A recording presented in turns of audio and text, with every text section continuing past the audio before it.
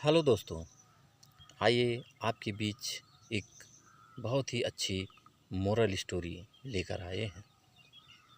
तो इस स्टोरी का शीर्षक है लालची बहू।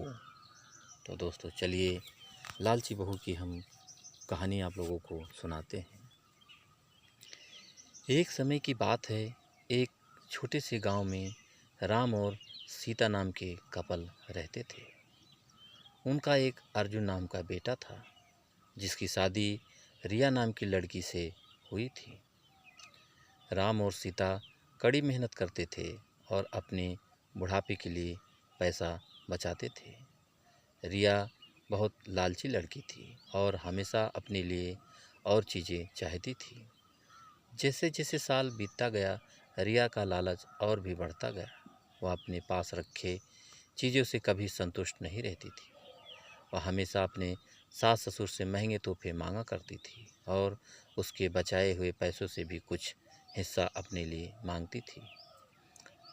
राम और सीता बहुत ही अच्छे पेरेंट्स थे, इसीलिए उसकी सारी ज़रूरतों को पूरा करते थे ताकि परिवार में शांति बनी रहे।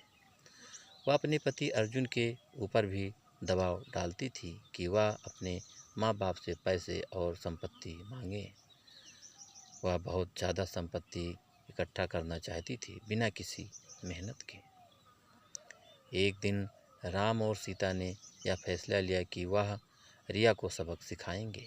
वह उसे बुलाते हैं और बोलते हैं कि बेटा, हमें तुमसे कुछ ज़रूरी बातें करनी है।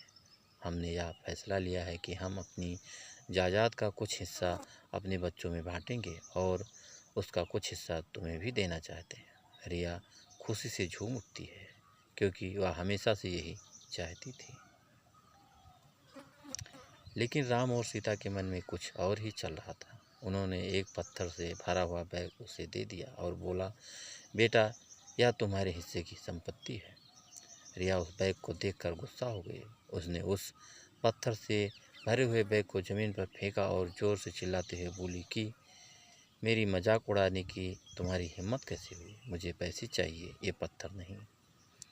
राम और सीता ने शांत तरीके से उसे समझाया और बोले, रिया, सच्ची संपत्ति सिर्फ पैसे और चीज़ों के बारे में नहीं है। या प्यार, दया और जो कुछ भी तुम्हारे पास है उसके लिए आभारी होने के बारे में है। हमने हमेशा तुमसे प्यार किया है और तुम्हारी देखभाल की है और ये पैसों से भी अधिक कीमती है। रिया को एहसास हुआ कि वह लालच में कितनी अंधी हो गई थी।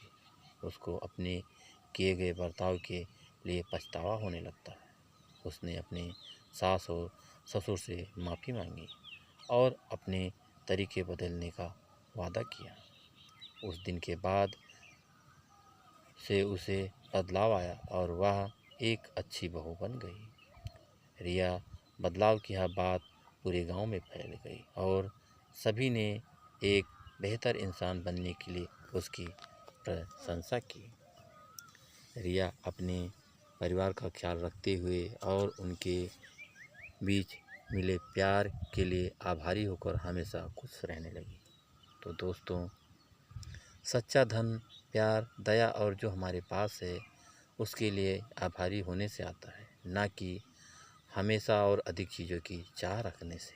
तो दोस्तों, ये कहानी आपको कैसी लगी हमें कमेंट करके ज़रूर बताना। और दोस्तों, एक लाइक तो ज़रूर कर देना क्योंकि आपके लाइक से हमें मोटिवेशन मिलता है। और दोस्तों, अगर अभी तक आपने हमारे चैनल को सब्सक्राइब नहीं किया है तो दोस्तों जल्दी से आप हमारे चैनल को सब्सक्राइब कर लीजिए, जिससे इसी तरह अच्छी अच्छी और नई नई कहानियाँ आप लोगों के बीच पहुंचाता रहूं। तो दोस्तों, अगली कहानी में फिर मिलेंगे, तब तक के लिए नमस्कार।